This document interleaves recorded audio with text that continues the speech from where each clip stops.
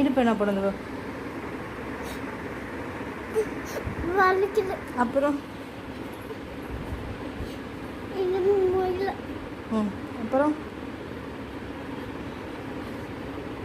வீக்கில் இருக்குது. அப்புறம் அப்புறமா என்ன கண்டால. சரி, போய் சொல்லிட்டு வந்துடலாமா? சொல்லிட்டு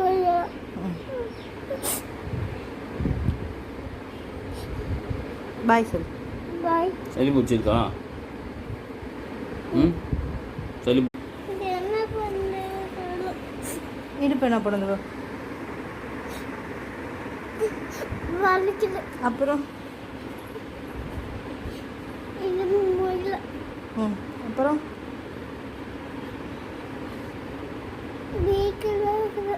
அப்புறம் அப்புறமா என்ன கண்டால.